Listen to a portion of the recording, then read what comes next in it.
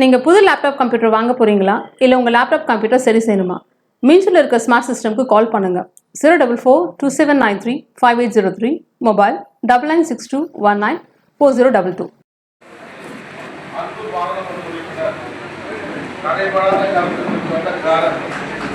எதையும் இன்னொரு நிர்பந்தத்தோடு அணுகுகின்ற ஒரு நல்ல மனிதர் இந்த தொகுதிக்கு அன்னை மலரும் சந்திரசேகர் பிறகு கிடைத்திருக்கார் என்பதை எண்ணுகின்ற போது உளம் குறிக்கின்றது.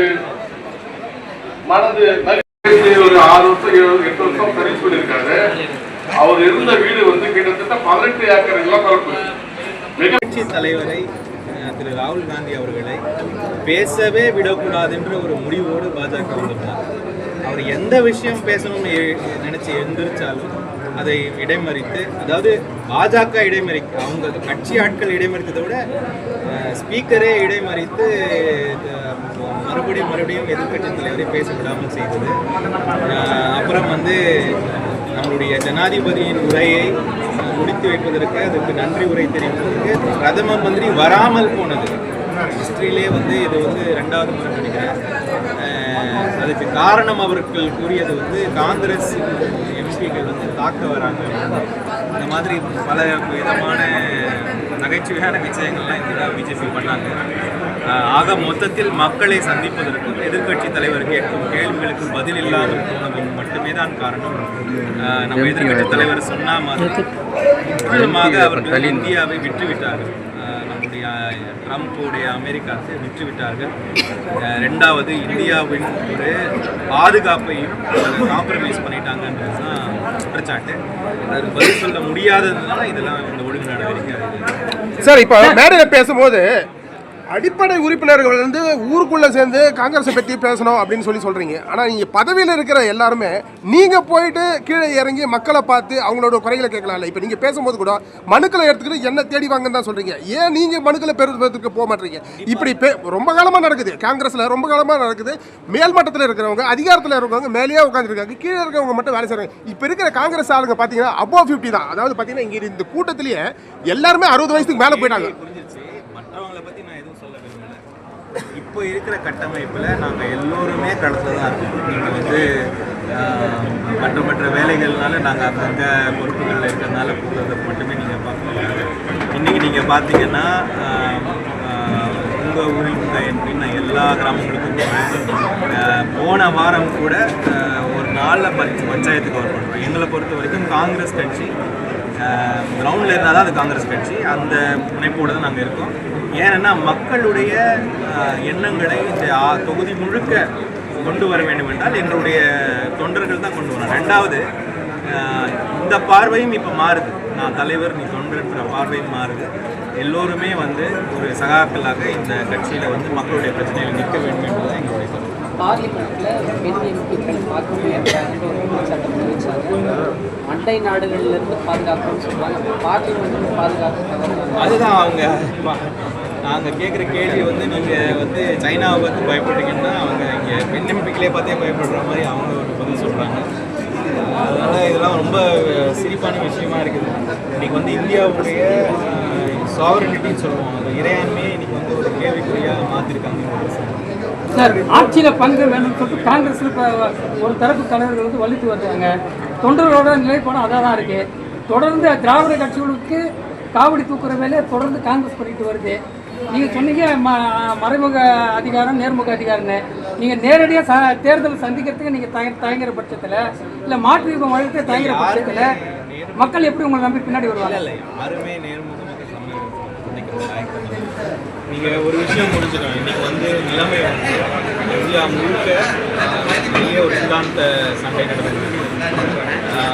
அரசியலமைப்பு சட்டமே மாற்றப்படும் நிலைமையிலும் இந்த நிலைமையில் நாங்கள் எங்களுடைய சொந்த விஷயங்களை பார்த்து மக்களுடைய எந்த அரசாங்கம் இருந்தாலும் மக்களுக்கு நல்லது அரசியலமைப்பு சட்டம் காப்பாற்றப்படும் என்பதுதான் பார்க்க முக்கியமான விஷயமாக இருக்குது. அதற்கான கூட்டணி இல்லை,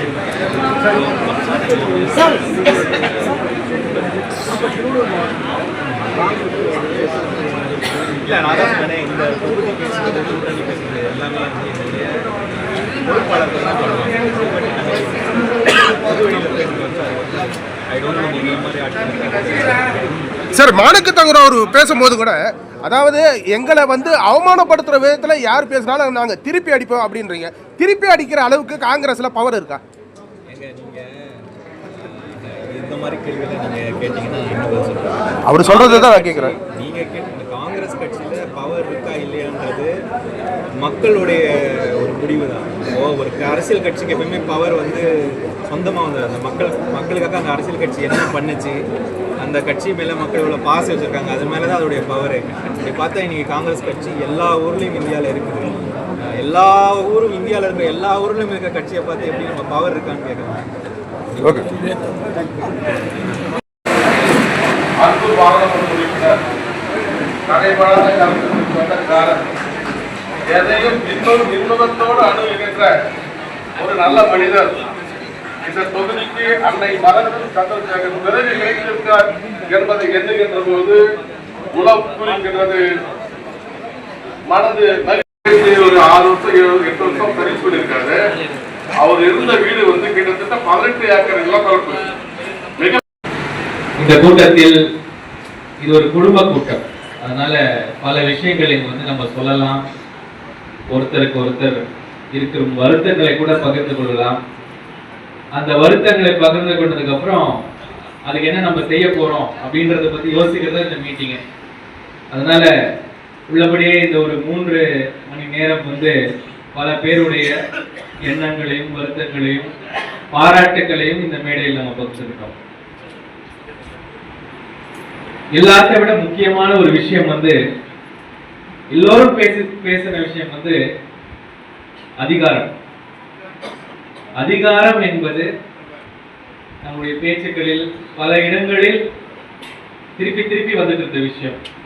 அது பல ரூபங்களில் வந்தது. அதாவது கட்சிக்குள்ளேயே எல்லாருக்கும் அதிகாரம் இருக்கா, கட்சியில முன்னாடி வேலை செஞ்சவங்களுக்கு அதிகாரம் இருக்கா, மாற்று கட்சி நமக்கு அதிகாரங்களை கொடுக்கிறார்களா, நாம நம்ம கட்சிக்காரங்களுக்கு அதிகாரங்களை கொடுக்கிறோம். அதிகாரத்தை பற்றி நாம் திரும்ப திரும்ப நிறைய விஷயங்கள் பேசுறோம். என்னுடைய ஒரு பணிவான கருத்து என்னன்னா, இந்த அதிகாரம் என்பதை நம்ம கொஞ்சம் ஆழ்ந்து பார்க்கணும். அதிகாரம் வந்து 2 வகைப்படும். ஒண்ணு வந்து நேர்முகமான அதிகாரம், அதாவது ஃபார்மல் பவர். இப்ப நான் எம்பியா இருக்கேன், எம்எல்ஏவா இருக்கேன், இவர் மாவட்ட தலைவரா இருக்காரு, இதுக்கு பேர் வந்து நேர்முகமான அதிகாரம். ஒரு பதவியின் மூலம் நமக்கு கிடைக்கும் அதிகாரம். நம்ம திருப்பி திருப்பி அந்த அதிகாரத்தை பத்தி தான் நிறைய பேசுறோம். இந்த பதவி எனக்கு கிடைச்சதா, இது எனக்கு கிடைச்சதா. ஆனா இந்த நேர்முக அதிகாரம் வருவதற்கு முன் மறைமுகமான ஒரு அதிகாரம் நாம் பெற்றிருக்க வேண்டும். இதுதான் வந்து உலக நியதி. மறைமுகமான அதிகாரம் இல்லாத போது நேர்முகமான அதிகாரங்களை தேடி வராது.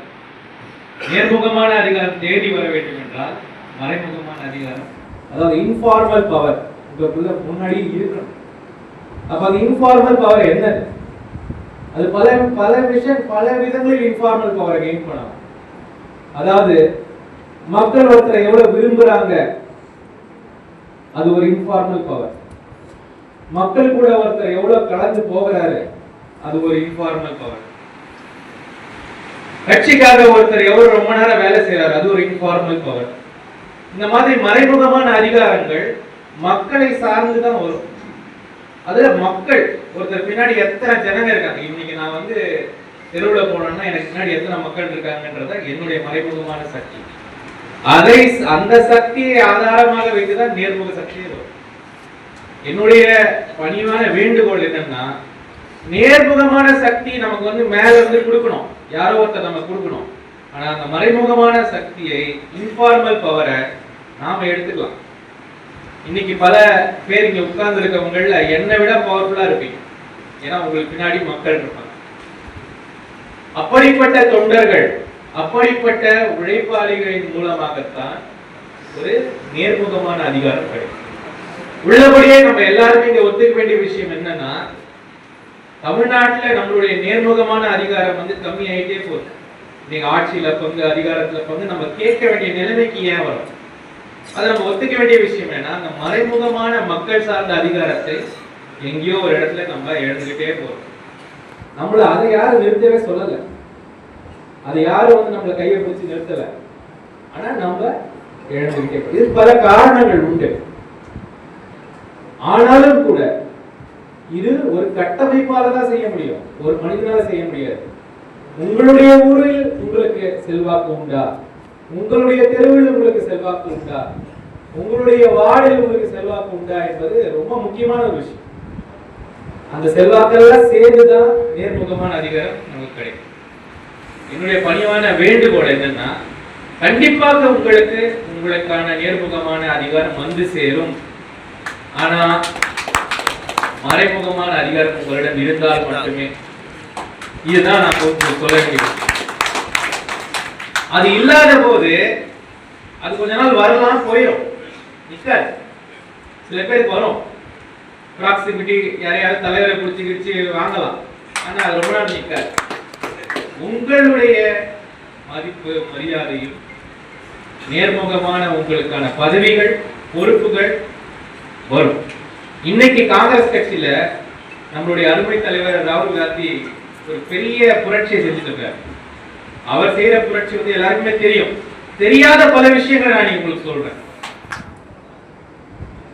எப்படி RSS எதிர்த்து நிற்க வேண்டும் என்று ஒரு முக்கியமான ஒரு செயல்களை எடுத்து இன்னைக்கு இந்தியா முழுக்க அதுல ஒரு மனுஷன் நிற்கிறாருன்னா அவர் மட்டும்தான். வேற யாரையுமே நம்ம வந்து அப்படியே அடிச்சு சொல்ல முடியாது. அவருடைய ராஜினாமா கடிதம் எழுதினார். அவரு காங்கிரஸ் கட்சியின் தலைவர்கள் இருந்து ராஜினாமா செய்தார். அந்த ராஜினாமா கடிதத்தை எடுத்து பாருங்க. ராஜினாமா கடிதத்தில் அவர் எழுதியிருக்கும் வார்த்தைகள், RSS எனும் இயக்கத்தை என்னுடைய கடைசி சொட்டு ரத்தம் இருக்கும் வரைக்கும் போராடுவேன். இதுதான் அவருடைய வாக்கியம். அப்படிப்பட்ட ஒரு மனிதர்காண்டி நம்ம இன்னைக்கு அசம்பிள் ஆயிருக்கோம். இன்னைக்கு அவரு நமக்கே தெரியாத செய்யற புரட்சிகள் என்ன, அது முக்கியமான புரட்சி இதுதான். இன்னைக்கு காங்கிரஸ் கட்சி யாரிடம் அதிகாரம் இருக்கிறது, மக்கள் அதிகாரம் யாரிடம் இருக்கிறது என்பதை தேடி கண்டுபிடிக்கும் நிலைமையில் இன்னைக்கு காங்கிரஸ் கட்சி. அவர்களுக்கு பதவியும் பொறுப்பும் நேர்முக அதிகாரம் கொடுப்பது இன்னைக்கு முடிவாயிடுச்சு. அப்போ இனிமேல் இன்னைக்கு நான் இந்த பதவியில இருந்தா கூட எனக்கு மக்கள் செல்வாக்கு இல்லைன்னா நாளைக்கு எனக்கு அது வராது. இதான் உண்மை. அப்படிப்பட்ட ஒரு முயற்சியையும் அப்படிப்பட்ட ஒரு கட்டமைப்பையும் இன்னைக்கு உருவாக்கி வராங்க. இன்னைக்கு தமிழ்நாட்டை நீங்க பார்த்திருப்பீங்க, முதல் முறையா மாவட்ட தலைவர்களை அகில இந்திய காங்கிரஸ் கமிட்டியில இருந்து ஒரு பெரிய ஒரு MLA MP லெவல்ல இருக்கிற ஒரு ஆள் வந்து இங்க உட்கார்ந்து பார்த்து போஸ்டிங் போட்டுட்டு போறாங்க. இது வரைக்கும் எனக்கு தெரிஞ்சு இந்த கட்சியில இந்த மாதிரி நடந்தது இல்லை. ஃபர்ஸ்ட் டைம் ஒரு மாவட்ட தலைவர்களை ஒரு முறையின் மூலமாக அந்த வந்த ரிசல்ட் மேல 1000 பேருக்கு 1000 கருத்துக்கள் இருக்கலாம். ஆனால் ஒரு முறையாக எல்லோரிடமும் ஒரு அப்ளிகேஷன் வாங்கி எல்லோரையும் பார்த்து பல விஷயங்களை கணக்கு பண்ணி ஒரு போஸ்டிங் போட்டது எனக்கு தெரிஞ்சு இதுதான் முதல் தடவை. இன்னைக்கு வரைக்கும் 15 மாநிலத்தை இதை முடிச்சுட்டாங்க. ஆனா போஸ்டிங் போட்டது என்பது ஒரு ஆரம்பம் தான். சசி சொன்னாரு ரெட் ஆரஞ்சு கிரீன், அது நிறைய பேர் புரிஞ்சிருக்காது அவர் என்ன சொன்னாரு. ஏன்னா அவருக்கு டெல்லியில கூப்பிட்டு சொல்லிட்டாங்க, மாதம் உங்களுடைய வேலை உங்களுடைய செல்வாக்கு மக்களிடம் எப்படி இருக்கிறது என்பது கணிக்கப்படும். நீங்க நல்லா இருந்தீங்கன்னா கிரீன்ல இருப்பீங்க, நல்லா இல்லைன்னா ரெட்டு வந்துருவீங்க. பரவாயில்லாம இருந்தீங்கன்னா ஆரஞ்சுல இருப்பீங்க. தொடர்ந்து 3 மாசங்கள் 6 மாதங்கள் நீங்க ரெட்ல இருந்தீங்கன்னா கஷ்டம்.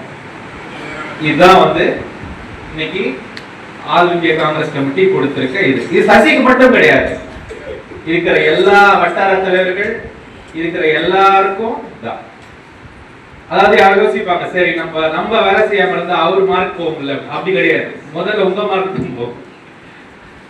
எந்த வட்டார தலைவர் எந்த பகுதி தலைவர் எந்த இதுல சரியாக வேலை செய்யவில்லையோ அவர்களுக்கு வாய்ப்புகள் கொடுக்கப்படும். 6 மாதங்கள் வாய்ப்புகள் மீறி உதவியும் செய்யப்படும். சில பேருக்கு கஷ்டம் இருக்கும், பண கஷ்டம் இருக்கும், செய்ய முடியாது. சில பேருக்கு வேற பிரச்சனைகள் இருக்கலாம், லோக்கல் லீடர் விட மாட்டாங்க. இது எல்லாத்தையும் எப்படி வந்து ஓவர் கம் பண்றதுக்கான எல்லா உதவிகளும் செய்யப்படும். அப்படி எல்லா உதவியும் செய்தும் கூட பர்ஃபார்மன்ஸ் இல்லைன்னா அதுக்கப்புறம் அடுத்தவர்களுக்கு வழிவிட வேண்டும். இதுதான் வந்து இன்னைக்கு கட்டமைப்புல ஏற்பட்டிருக்கும் ரொம்ப பெரிய முக்கியமான ஒரு முயற்சி. சரி, அப்படின்னா என்ன சார், எல்லாமே மேல இருந்து பண்ணுவீங்களா? கிடையவே கிடையாது. மேல இருந்து பண்ற கணக்கே கிடையாது. நமக்குள்ள எந்த அளவுக்கு நம்ம இருக்கிறோம். இப்போ பொன்னேரி தொகுதினா பொன்னேரி தொகுதி எப்படி இருக்குது, மற்ற தொகுதிகளோட கம்பேர் பண்ணும்போது அவங்க நான் வந்து இது சொல்லல, நான் நமக்குள்ள பார்க்கணும். காங்கிரஸ் என்பது இது வந்து இதோட திங்கிங்கே வேற. இந்த திங்கிங் வந்து அதிகாரத்து மேல வராது. இந்த திங்கிங் வந்து நான் மேல நான் கீழே, அந்த அதிகார திங்கிங் வந்து காங்கிரஸ் கட்சி கிடையாது. நீங்களும் அவங்க மாடலுக்கு போயிடாதீங்க. அவங்க மாடல்ல தான் அது. நான் மேல உட்காந்தா நீ தூரம் இருக்கணும்ன்றது அவங்க மாடல். வாய் பேச மாட்டாங்க, அமைதியா இருப்பாங்க. இங்க அப்படி கிடையாது. இது ஒரு குடும்பம், இது ஒரு சண்டையிலிருந்து வந்த குடும்பம், இந்த நாட்டுக்கு சுதந்திரம் வாங்கி கொடுத்த குடும்பம், பல பேருக்கு அதிகாரத்தை, வாழும் அதிகாரத்தை வாங்கி கொடுத்த ஒரு குடும்பம். இங்க வந்து அந்த மாதிரி மாடல்லாம் ஒர்க் அவுட் ஆகாது. அந்த மாடல்லாம் நீங்க போயிடாதீங்க, யோசிக்காதீங்க. இங்க நம்ம எப்படி யோசிக்கணும்னா, எத்தனை பேர் நம்ம நிக்கிறோம் கீழே கிரவுண்ட்ல, எத்தனை பேர் பின்னாடி மக்கள் சக்தி இருக்குது, இதுதான் நம்ம யோசிக்க முடியும். அதனால நீங்க செயலாளராக இருந்துக்கோங்க, இல்ல தலைவராக இருந்துக்கோங்க, தொண்டராக இருந்துக்கோங்க, உங்க பின்னாடி எத்தனை பேர் இருக்கா, இந்த கணக்கு மட்டும் நீங்க எனக்கு சொல்லுங்க. வேற எதுவும் வேண்டாங்க. நீங்க அந்த பொறுப்புக்கோ பதவிக்கோ எவ்வளவு வேணா நீங்க பேர் வச்சுக்கோங்க. உங்க பின்னாடி எத்தனை பேர் இருக்கா, போன மாசம் எத்தனை பேர் இருந்தாங்க, இந்த மாசம் எத்தனை பேர் இருக்காங்க, இவ்வளவுதான் விஷயமே. அதை நீங்க கணக்கு பண்ணாத போது, அதை நீங்க சேர்க்காத போது கட்சி வேலை ஒண்ணும் செய்யலன்னு அதான் முக்கியம். அப்புறம் சொல்லலாம் சார், கட்சி வந்து இது பண்ண சொல்லுது, அது பண்ண சொல்லுது, அதெல்லாம் சொல்லதான் செய்வாங்க.